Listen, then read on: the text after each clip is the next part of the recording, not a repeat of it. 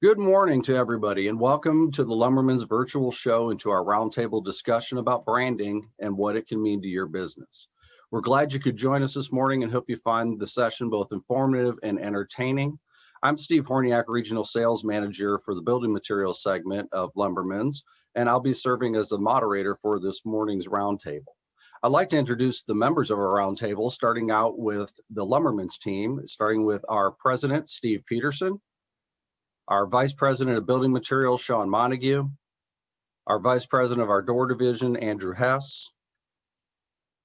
From LP SmartSide, one of our guests joining us today is Chris Mastrodonato, who is the Midwest General Sales Manager.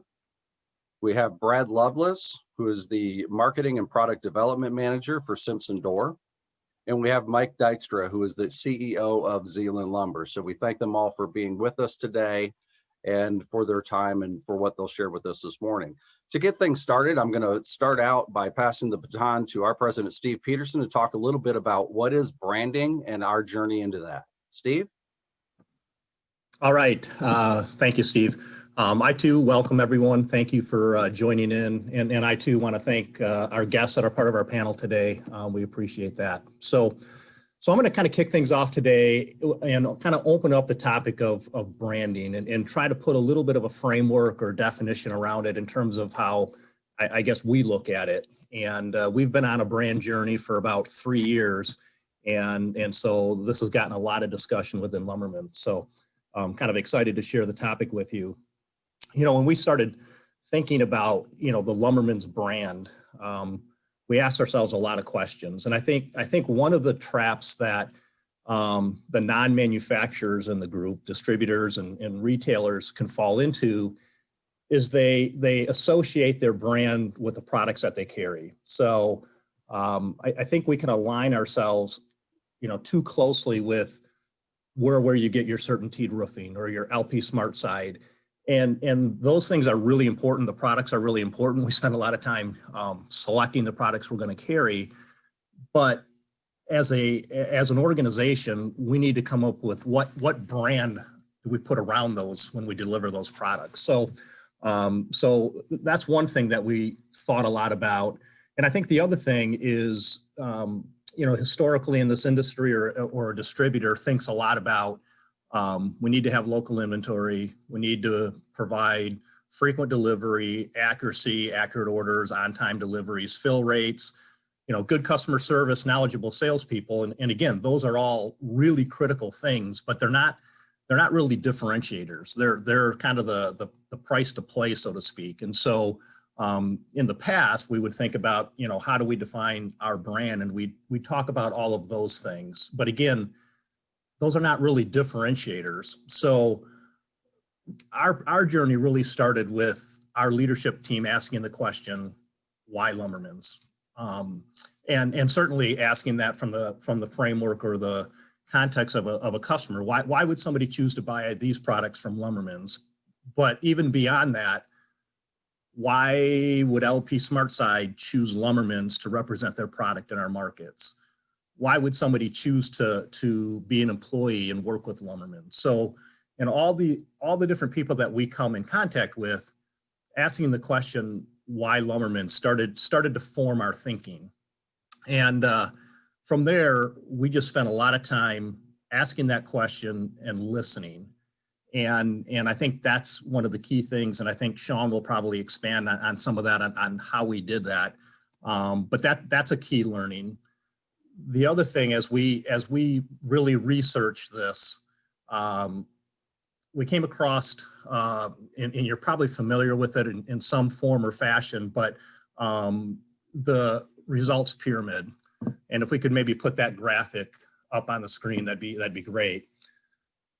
So as we started thinking about brand and how brand is developed and defined, this really resonated with us. So you can see at the base of this pyramid or this triangle is experiences. So when we start thinking about our brand, yes, the products are important and there's strong branding behind those products. Yes, all those service elements are really important, but ultimately it's the experience that people have when either those products are delivered or they're employees of Lumbermen's or suppliers of Lumbermen's, how people experience our organizations ultimately defines their beliefs about Lumbermen's or any of our organizations. And then ultimately that will cause them to act in certain ways, right? Either to buy from you or not to buy from you, to come to work for you or not come to work for you. So essentially the experiences that people have when they interact with your organization is really what defines your brand. And so in our mind, thinking about how can we control those experiences? How can we make the experiences that people have with Lumbermen's unique and different? How can that be a differentiator? And so that's the journey that we've been on.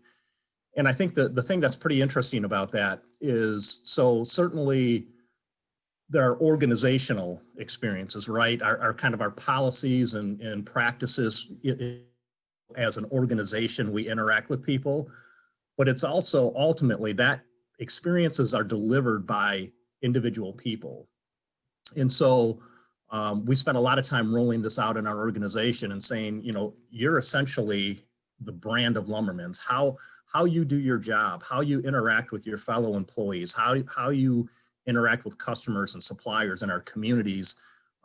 That's really ultimately how our brand gets defined. So how do we get everybody kind of on the same page, really thinking about what kind of brand they're creating for Lumbermen's? And I read a really good article that talked about the fact that brand and culture have to be synonymous. So if you try to ask your people to deliver and create a brand, but the culture that you have as an employer are different than that, you're going to fail. And so there has to be alignment in culture and brand. And so we spent probably the first couple of years in this process just really thinking about how does Lumbermen's create its culture within internally. And once that was reshaped in some ways, and we looked at all kinds of different processes that we have in terms of onboarding employees, mentoring employees, and all that type of thing, to form the culture that we really wanted to have. And we're not talking about radical changes, but there are areas where we had to work on alignment. And then from there, we feel like now we can deliver a brand from an experience standpoint that we're really striving for. So it's been a great journey, and journey is one of these things that's probably overused today, but it's never ending. You're constantly looking at alignment, and if we failed in delivering a good experience, let's talk about that. Let's understand that. Let's refine it. So you have to be diligent, and probably just in terms of, I think another key element for us in trying to achieve that is we actually created a brand strategy team. So, the risk in any of this, and when you're talking about organizational change, is that this is the flavor of the day, and 6 months from now, nobody's hearing anything more about this or whatever. So we actually created a brand strategy team of about 10 to 12 people from various areas within the company that meet monthly and at least quarterly to just look at our processes, to talk about, what's the next initiative that we can do to better align ourselves with our brand. And that might be in a certain way that we relate to customers, or it might be, a certain process that we have with employees, or whatever that might be. And so this team is kind of the gatekeeper to keep us on track, to keep this in the forefront of our minds in terms of alignment. And so I think that's been a key element for us. And again, we're by no means are we done. Are we there? We make mistakes, we fail. But I think the important thing is that we talk about that and try to realign and do better. So that's been our approach to it. And through that process, we ended up redeveloping our mission and vision statements, and then we created what we call the Lumbermen's Promise, which are 4 kind of key elements that guide how we want to interact with people. And so the mission, vision, promise, we developed into, we call it the MVP. And so we kind of look for MVP behavior and recognize it and reward it. And so that's become kind of a key part of our vocabulary within Lumbermen's is MVP and how can we live out our MVP in this situation, that kind of thing. So we've really kind of integrated it into our thinking and the things we talk about. So that's been our journey. That's a kind of just a real quick overview. There's some key points that we'll try to expand on as we go through this discussion, but I'd love to turn it over to Mike Dykstra from Zeeland Lumber. I know they've spent time in this area, and so I'd like to hear his perspective as well. Well, great, Steve. Thanks so much. And it's just an honor and privilege to be surrounded by this great group of people on this meeting. And we're great partners with Lumbermen's and Simpson and LP, and love the conversation. And, just picking up, at the very basic level, a brand is, maybe a logo or a name or whatever that defines your person, your corporate, or whatever it is, your company. But I agree with you 100% that it's more than just that. And our journey is, we talk about ourselves a little bit like a tale of two companies. Pre-recession, the last recession, 2010, say we had a leadership transition, and we sat down with our team and asked some of those same questions. Who are we? What do we want to be? What if we didn't exist? Would it matter? All those kind of questions. And we hooked up with a marketing agency to say, we want a different logo. We want to take this time to kind of reset our whole brand. We had a variation of different old logos on kind of different trucks and buildings and things like we all get through the history of companies. And so we wanted to clean it up, and sitting down with them, we're like, it's kind of a bigger project than just, pick a logo and let's go. We kind of did that deep dive in that 2010, 11, early 12 time period. And we did a survey of our customers and suppliers and other stakeholders in our company to say, hey, well, what kind of images conjure up in your mind when you think of, Zeeland Lumber? And we got a lot of feedback there, and obviously we weren't starting with a blank slate of a company in general, but we took all that information and we really did a deep dive and on our mission, vision, values at that time. And I totally agree. Your brand is your reputation, and we live it every day, and it's very much related to your culture and your mission and values. We at that time we came out with our logo and we revamped our values and we put them on the walls of all our facilities. And what I like to tell our team is it tells our customers what to expect and our team members and all of us how to behave. And that's the basic kind of how do you live out what you're trying to be in the market. And yeah, some of it's, you're doing on a daily basis, and some of it can be a little bit aspirational, but it is a guide for how we're going to live and do business with all our stakeholders through the supply chain and to our customers. So anyways, yeah, we did a really deep dive during that time, and we felt it was necessary as necessary part of our infrastructure going forward. Then, say right in that same time period, we put in a new ERP. We started developing better internal key performance indicators and management systems to kind of branch out into as we were growing.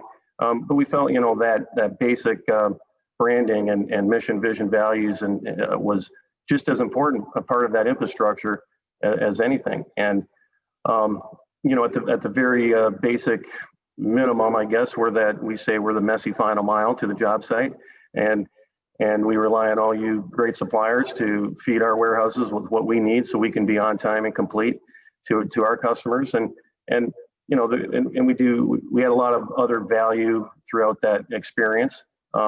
That's what we came up with, the Build Trust tagline and our logo that's become a little bit definable here throughout the last few years. It's on 60 trucks now on a daily basis throughout northern Indiana and Michigan. And again, it gives us some language along with our values on conversations we have both with customers and team members on, if we didn't meet up, or if we did, what are we celebrating? If we didn't, where's there areas to improvement in relation to building trust in relationships with all our partners and living according to our values. So I couldn't agree more. It's very much related to culture, and it's been a big part of our journey. And for that, we went from one branch at that time in 2010 and roughly 100 team members now to 6 branches, and we got into truss and wall panel manufacturing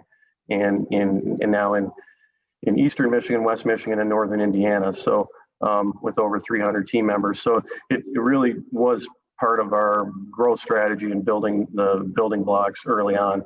And yes, we all are on a journey and we're never perfect. So that's very true, Steve. And I think that's just transparency is a very good thing with this to say, hey, we're still working on all these aspects of the business. So yeah. Thanks. Thanks, Steve. Can I a couple follow-up comments that I could make? So first of all, it was interesting. So when we started our process, we were coming up with taglines, and I think one suggestion that got a lot of legs was build relationships, and then all of a sudden it's like, wait a minute, that's way too close to Zeeland's build trust. So that was kind of funny.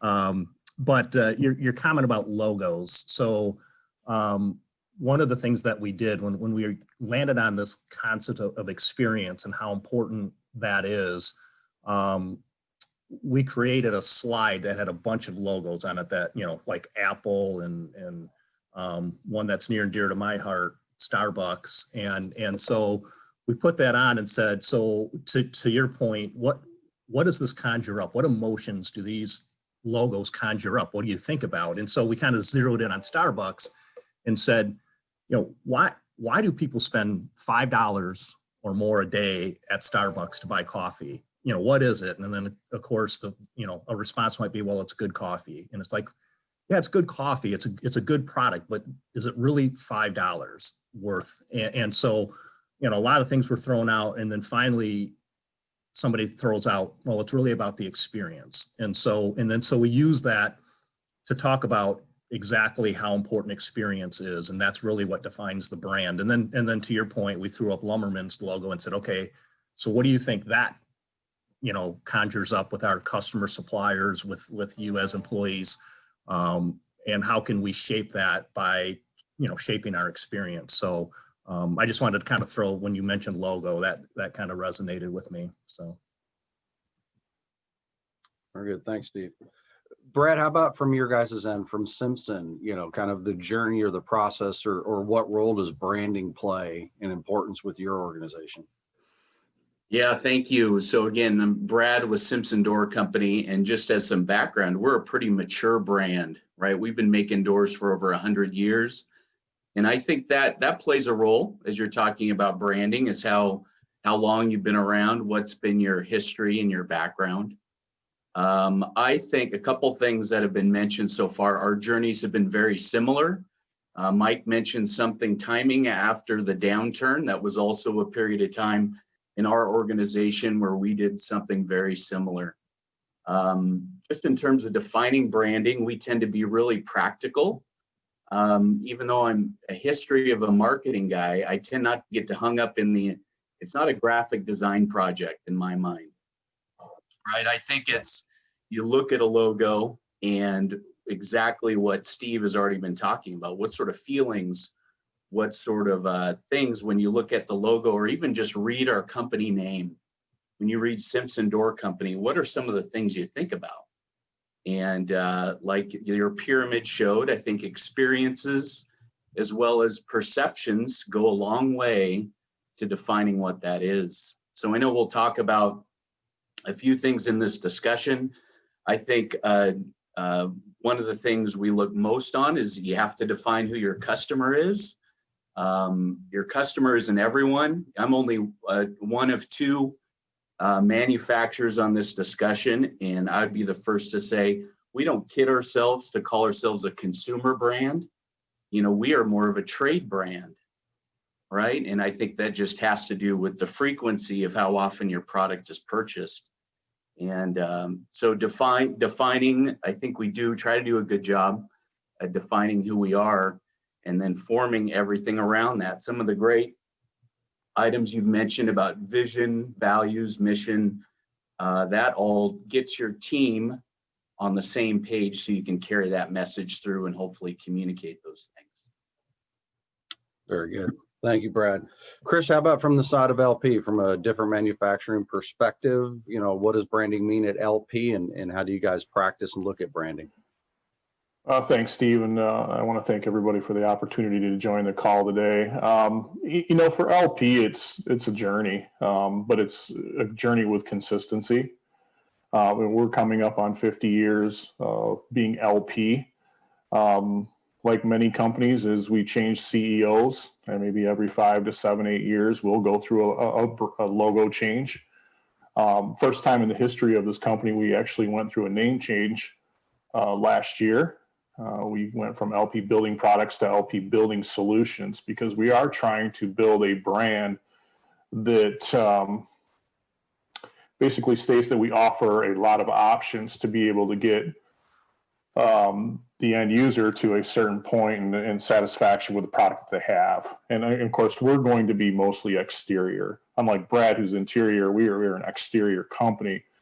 I will say that our brand is primarily built on one thing and one thing only, and it's been the consistent item over the last 50 years, and that's a quality product. We truly believe that we make quality products, whether it's the best OSB product, the best engineered wood siding product, or the widest variety of engineered wood you can get or find in the market. The other thing is part of the product is service. That if we do have an issue, we will stand by that product, that we will do the right thing. It's cultural. There's two things that, really three things that we really believe in. And as one is safety for our employees. We win awards every year within the industry. We're going to build a quality product. And if we do have issues, we will stand behind that. We've proven that in the 90s, I think everybody who has been in this business long enough knows that LP really did the right thing with our InterSeal product, and that helped build that brand. It built trust. We are a trust-driven company. As far as our brand in the market, it's a challenge for someone like LP. We are a wood or fiber strand-based company. That's what we build, and that's not necessarily the easiest because how much effort do you put behind your OSB when compared to something like a SmartSide? We put a tremendous amount of effort into siding and building that brand. And part of that is making sure that we understand our audience, when we understand what a manufacturer needs to do to help sell the product through branding. But once again, I think it goes back to the basics of quality product, servicing that product, and being trustworthy. Very good. Chris, I just want to jump in real quick and piggyback on the do the right thing. I just think that's a huge statement, and it's something that's in part of our mission, vision, promise as well. And, in our industry, as Mike said, we all are relying on how we fix issues, how we're going to be easy to work with. So, we do the right thing. That doesn't necessarily mean you say yes to everything, but you're going to do the right thing to make sure that your customer's happy. So I think that's really important. Very good. Sean, how about to you?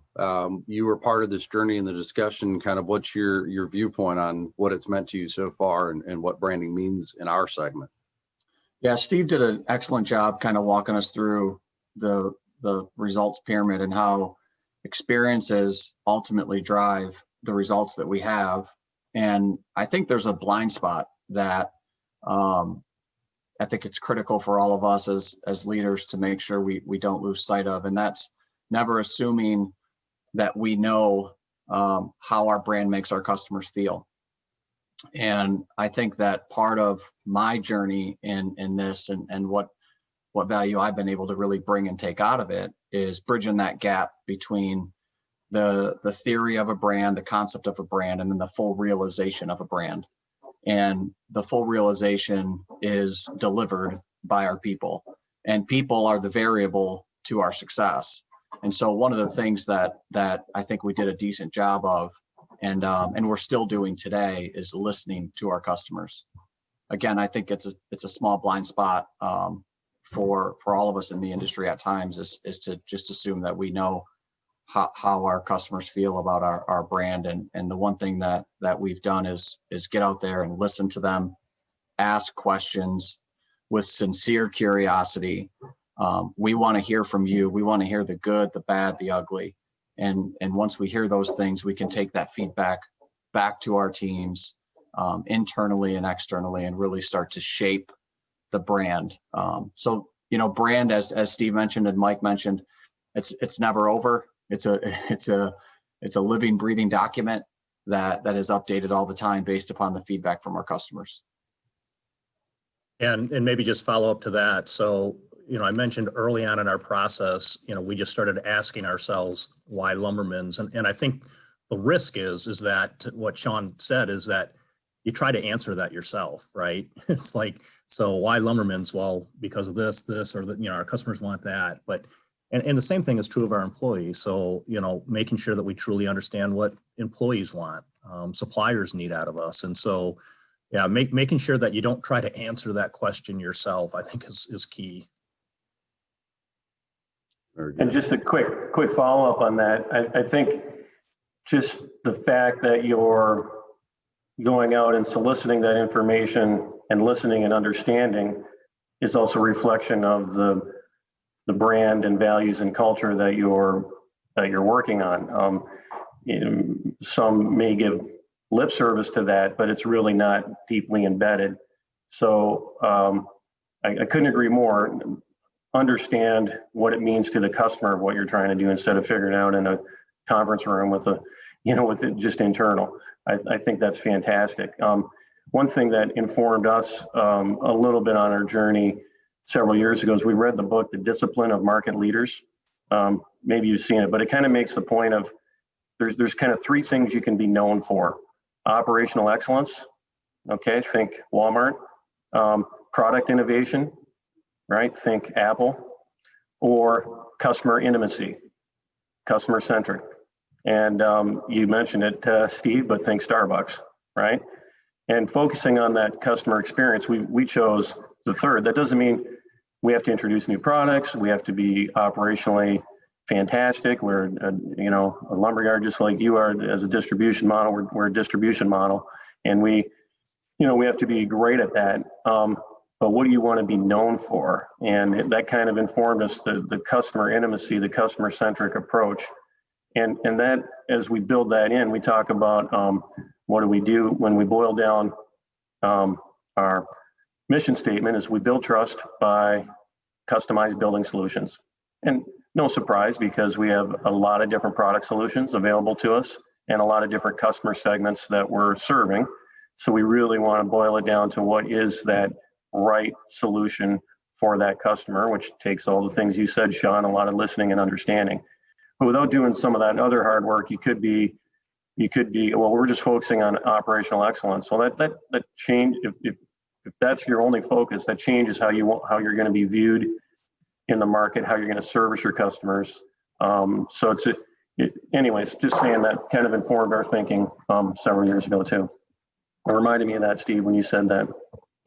I'd like to make one further comment on we talk about brand, and which really is also business philosophy. I think when I'm listening to this conversation, I keep thinking this is about business philosophy and who we are as businesses. And one of the things about our brand and that I try to do personally is be consistent. Working with Mike's for so many years, working with Sean and Steve, I want our customers to look at LP and certainly myself as saying, okay, I know I know what to expect. This gives a lot of consistency in the business thought process and how we'll approach things as partners. And I think that rolls up to where everybody in the market can go or look at it and say, this is what LP does, and this is what they're going to do, and this is what I have to work with. And I think there's a lot of value in that. It's because I do think brand and business philosophy kind of go hand in hand. Very true. Great point, Chris. So as we talked about this, we talked about as a journey, as several people talked about, right? It's a journey. It's never, you never get there. You're always getting there.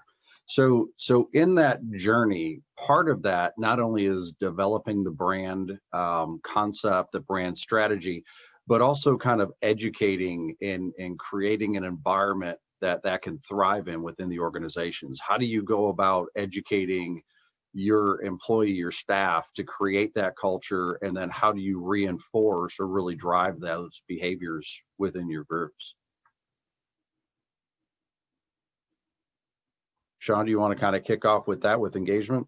Yeah, actually, what's interesting is we're all part of different organizations of different sizes. And so I'll speak from the experience that we have of just shy of 500 employee owners. We can get all the feedback from the customers. We can develop all the strategies in a conference room. But to your point, Steve, how do you get every layer in the organization to understand it, believe in it, and live out the behaviors every single day? And so we went kind of on this journey that lasted, I don't know, Steve Peterson, maybe 4 or 5 months, where Steve visited every single one of our locations and talked in person to groups of 30 to 40 to 50 of our employee owners at a time, and really spent, the better part of 2 or 3 hours walking them through what our brand is, what we're trying to accomplish here. And I think that to this day, that was 3 years ago, to this day really resonated with our group. And it made every single person in our organization truly feel it and believe in it, from the president of our company. And then, the managers and leaders that support Steve were also part of all these discussions. And so that's where it started. Since then, where it has gone and where it has lived out is through the brand strategy team.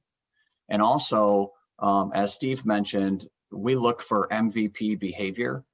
And so again, we've made an easy connection between the brand we've created, what we want our customers to feel, and how it translates to a behavior very easily. It's not a wide gap. It's a very easy bridge to connect. And it's through this MVP recognition program that we have, where if someone is seen doing the right thing, or someone is seen earning trust from customers or going above and beyond to make either our customers happy, our suppliers happy, our internal employee owners happy, we recognize that in a public way, and we let them know that that you did a great job for doing the right thing here, and here's the specific example to that.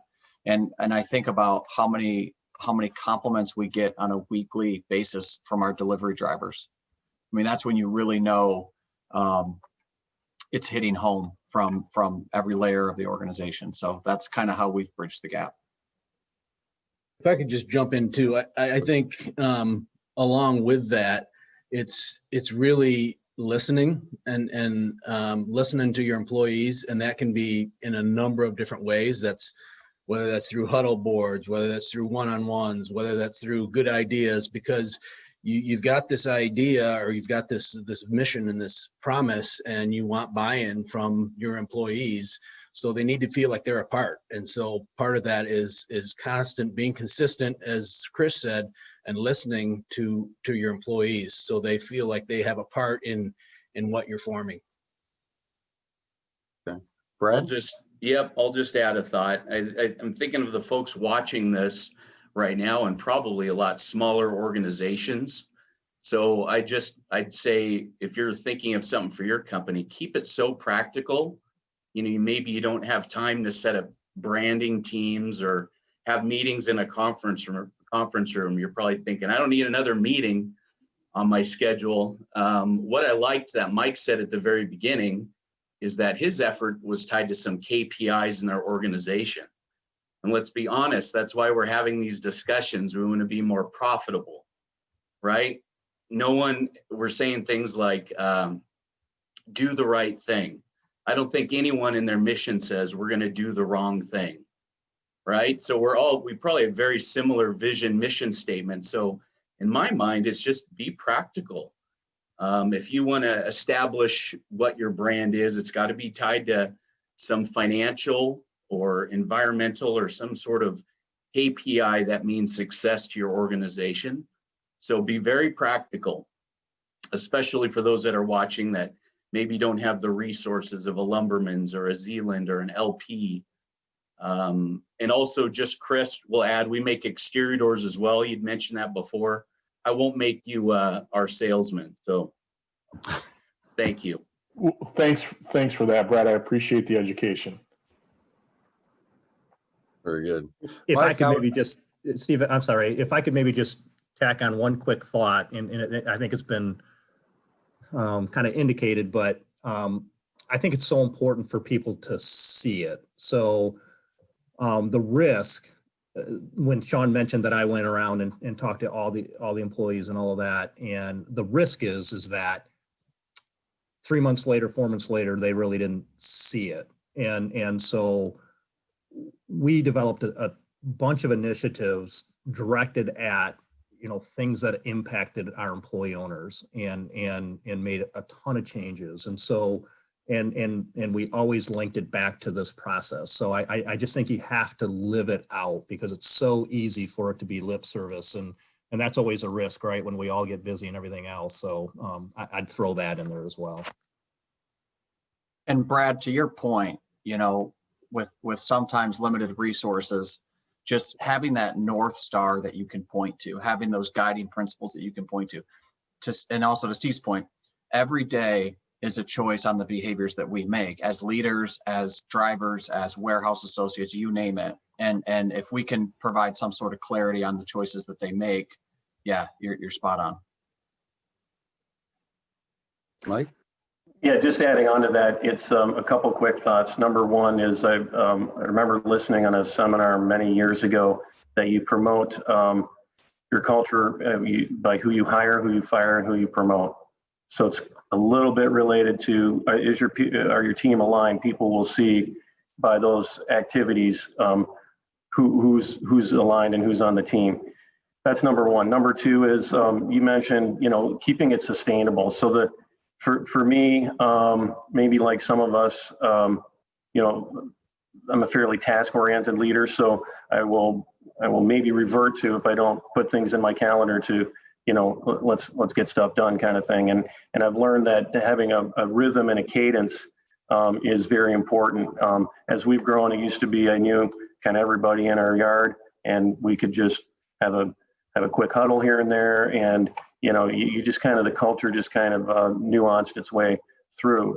As we grew, it became a lot more difficult to do it that way. So we put in weekly rhythm meetings, and there's a feedback mechanism on every weekly rhythm meeting that all our team members have all throughout the organization. We have quarterly meetings where I'll go with one of our other senior level leaders to each branch. And we always have a piece on culture and kind of a celebration of a certain value and how we're living it out. And we have annual meetings with our team to see how we're on track and how we're going to push forward in the next year. Those are all things that once they're in the calendar, then they're important, and you do them, and they're part of that. Communication is hard, right? And communication voids are typically not filled with positive communication. So we have to fill those voids all the time with the right messaging. And it's so it said you communicate 7 times in 7 different ways for people to really sink in. And we've been trying to be intentional about many different ways to get those messages across. Very good. So going back to the concept of branding as a journey, Brett, maybe some to your point where you're talking about organizations of different sizes. right? All organizations, this is still an important piece to any business for their growth, their development, their expansion of their business is really determining who they are and how they're perceived. So from the panel, those that have kind of been a part of this or kicked that off, what steps or what suggestions? So if somebody out there is watching and they're interested in, okay, we need to set our branding strategy and start coming up with who we are, what we are, committing that. What are some of the starting steps? What are some of the early things you have to do to help kind of start this process?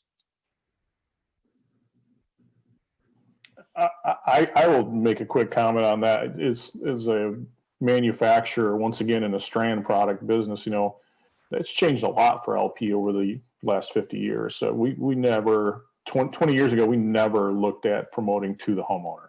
We never looked at the end user. It was more working with distribution in our dealer network. And as we've moved into new products, grown our portfolio, got into siding products, things like that. And certainly over the last 10 years, if not 15, understanding that the term pull-through meant a lot, that we need to get to the end user, even in our industry, in the strand industry. So, which is not, typically the product line that most new homeowners or people looking to build a house are really focusing on. So how do we build that brand to that end user? And quite frankly, a lot of it's around understanding who you are, what the market is like at the current time. So where we are today, not 10 years ago, and then where can we best spend those resources? And it's been an evolution for LP, but I think it's knowing who you are and what your target audience is and being flexible.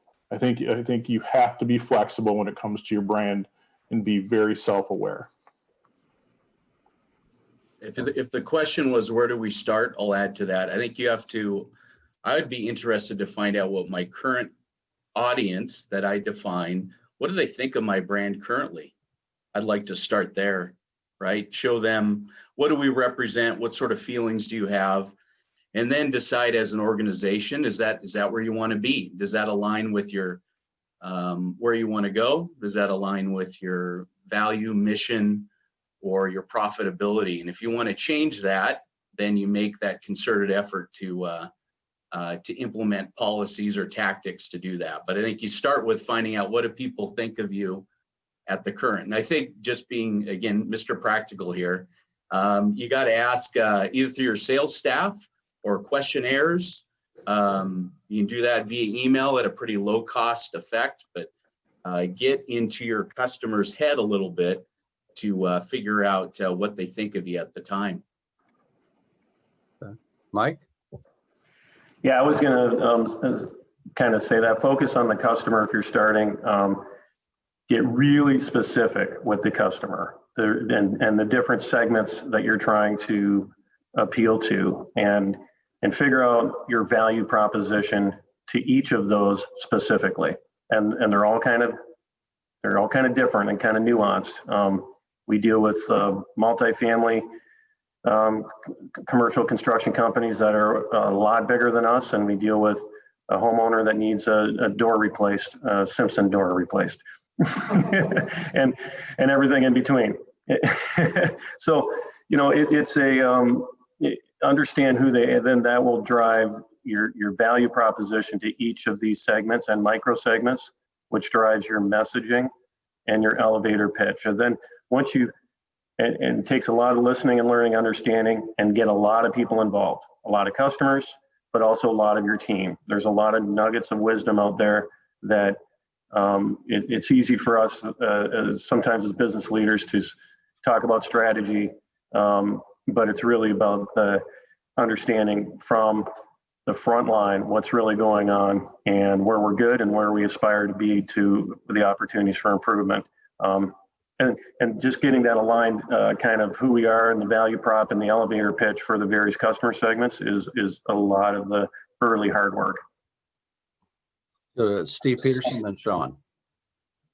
Yeah, so I agree 100% with that. Customer focused and understanding, not only what they think of you, but what they truly need from you or want from you. The thing that I'm going to keep emphasizing is understanding your own culture And if you have, things within your own organization from an employee relation standpoint or whatever it all might be, you have to understand where that's at as well, because if you want your employees, who are the ones that have to deliver that brand, and if the customers are asking for this type of thing, it's your employees that have to deliver that. So I would not forget about that piece of it, is the culture piece of it, and alignment there. Okay. Sean? Yeah, that was actually something I was going to mention, is do you have the right people on the right seats of the bus today to live that out? So you begin with the end in mind, as Brad mentioned. You seek feedback from your customers, very specific feedback. What do you like most about doing business with us? What do you like least about doing business with us?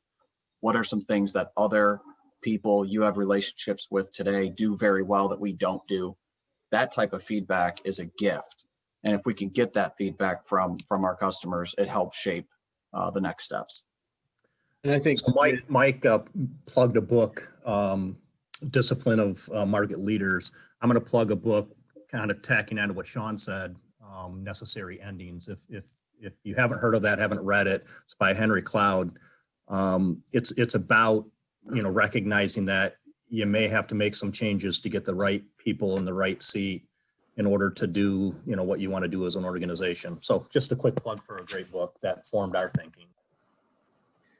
Just to add to that. Oh, go ahead, Andrew. Oh, sorry, Mike. Just piggyback real quick on what Steve was saying about listening to your employees. We, as a company, actually put our name in the ring of a local recognition called Best and Brightest of West Michigan. And we felt like we were pretty good. We felt like, we were doing a good job communicating with employees. We were doing all this stuff. And part of that process is a survey that gets sent out to all of your employees. They fill that out. Well, it came back and you need to be humble, because we realized that, hey, there were some things that we were missing the mark. We had some blind spots that we had to look at and try and rectify. And we did. And I think, part of our journey has been looking at that and trying to change some of the actions that we've done. Mike? Yeah, I was just going to add on a little bit that a lot of this, it's interesting. It's come down to culture and alignment. And, I think the big takeaway for me over the years has been, we're all fairly good at strategy. As business leaders, it's kind of where we live, and it's really where a lot of our business schools kind of hang, and teach. And what Drucker said before, culture eats strategy for breakfast. And Lencioni says something about an aligned team will outperform any team. And so there's this thing about a very well aligned team on an average strategy will outperform a non-aligned team on a great strategy. And I just think we keep coming back to that, and that's hard. And it takes, like what you said, Andrew, it is humbling. When you get those surveys, we've had the early ones we did in 11, 12, we've done several since, both of customers and our own team members. But being open and honest and humble and transparent with that information and then acting on it is the key, I think, and what you learn, one of the things anyways, we've learned is, someone explained it to me one time, Mike, culture is what you celebrate, but also what you tolerate.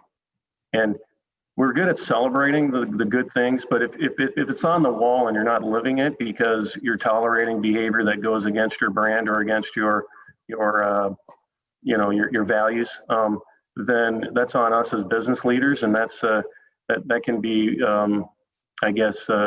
we can be made aware of that in this feedback from the front line. Very good, thank you. Kind of taking us into the last segment of our time here together, I want to spend a few minutes talking about what has branding done for your organizations and what has it done for you in a leadership role? I mean, what has branding benefited to you or to your organizations? And Steve Peterson, I'll kind of start and kick it off with you. We'll put you on the hot seat first. Yeah, I was actually going to sit back and listen.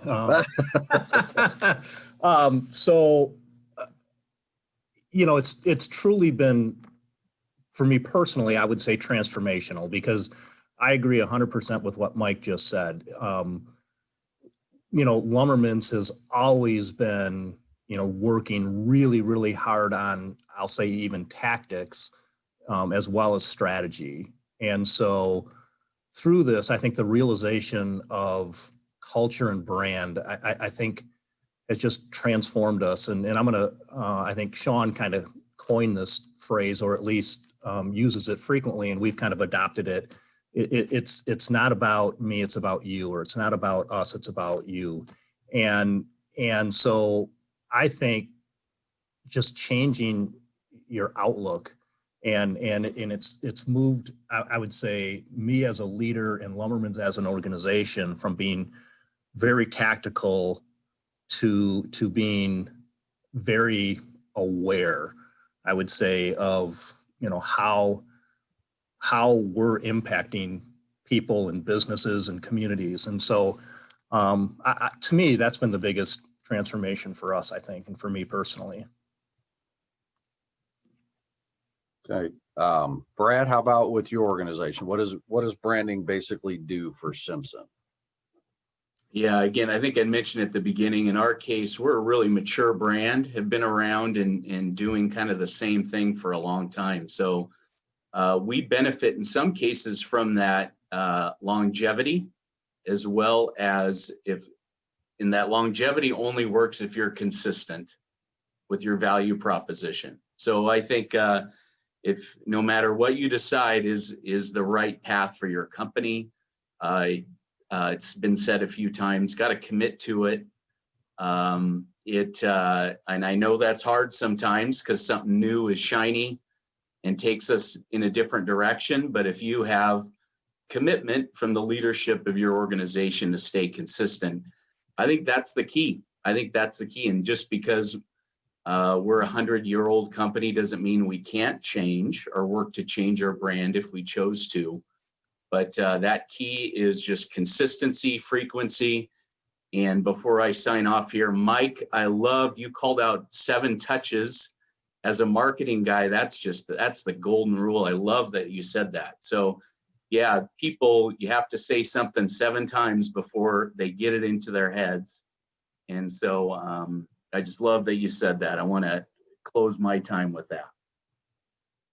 Okay. Mike, how about from your guys' end? What has branding done for Zeeland?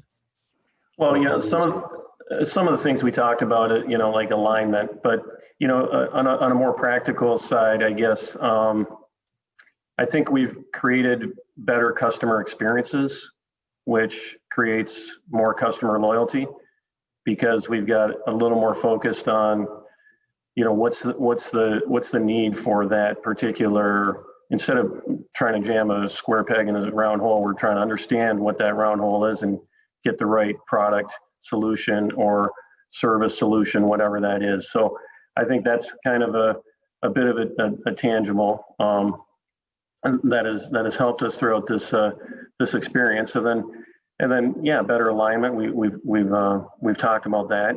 And I will say the other thing then is when you're looking at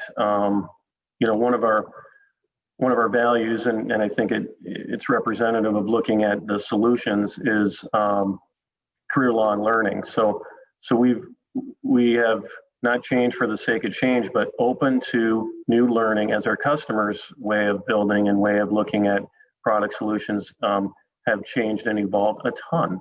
And how do we stay ahead of that and be known as the one that can talk that language and is continuously learning throughout our company, so that a new training is being embraced, and we're on that path too. So those are a few tangibles, I guess. Okay. All right, Chris, how about you? Anything from what it's done for LP or for you as a leader? Yeah, I think it's consistent on both ends of it. For me personally, professionally, and the company is it's the brand that we've built, that's built on a lot of the things that we've all talked about: consistency, quality, customer experience. It's allowed us to have a seat at the table with our key customers and everybody that that we want to work with. It allows someone from, a new LP employee who's been with us 6 months to reach out to a large regional or even a national builder and say, hey, I'm the LP rep. Can I come in and sit down and talk to you? And in a lot of cases, not all cases, but he's going to get that, or that individual is going to get that opportunity. And that's because of the brand that's been built, what we're known for. So I've benefited from personally, and I think this company, our LP, has benefited from it. And I really do believe it's about consistency, quality, and understanding the customer. I think those are the 3 keys. Outstanding. Well, as we wrap up our time today, gentlemen, I do appreciate everybody's on here. And what I'd like to do is take an opportunity, and Chris, if it's okay, we'll start with you because I know that you do have a prior engagement you need to get to. Final thoughts on branding, for the group, if they're getting into it, if they're talking about it, if they're starting this journey, or if they're further down that path, just kind of your general thoughts or closing ideas or thoughts. I think the one thing you have to do is understand who you are and what you are good at and what you need to improve upon. You definitely need to understand your customer. I think everybody did a good job discussing that. I think it's really key that you get extra, outside opinions, even maybe somebody outside the business and how they do things.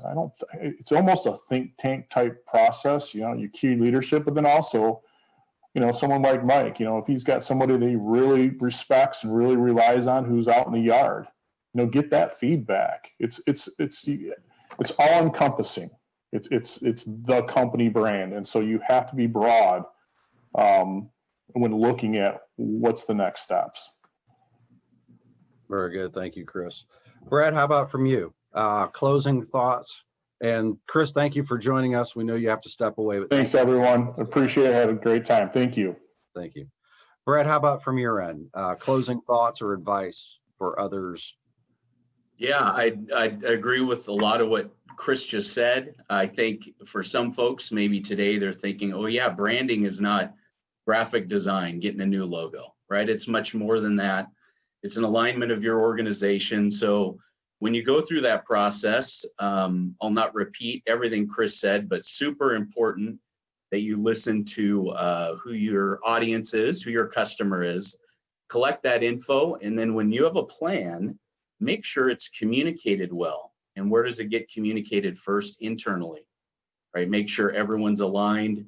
You're going to integrate that however you see fit in your organization. Maybe Steve at the beginning mentioned part of his, I think, onboarding process is communicating to new employees, whether they sweep the floor or they run the company, they know what the goals are. So making sure your employees are aligned so they can carry that message, and it will find its way to your customer if your employee is aligned in that way.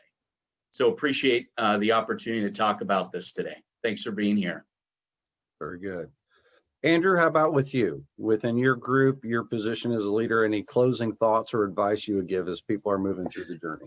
Yeah, I think one of the biggest things is continue to be curious. As you talk about, how has this changed me? How has this changed our organization? And I think, I ask more questions. I think as leaders, sometimes we fall into the realm of, we can fix this, or, we've got the answer.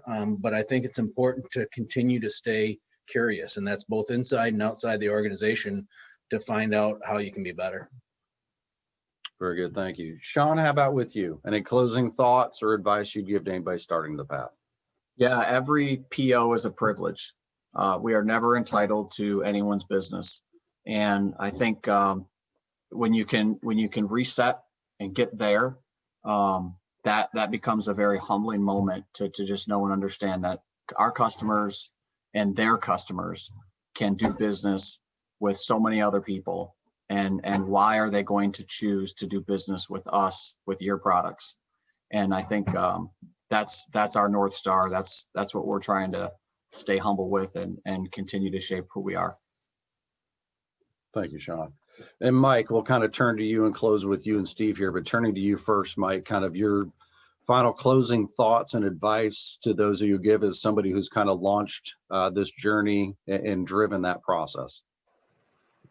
I'll just quick shout out to Sean on that comment, because I have on my tablet right here a quote: "You are owed nothing, deliver value first."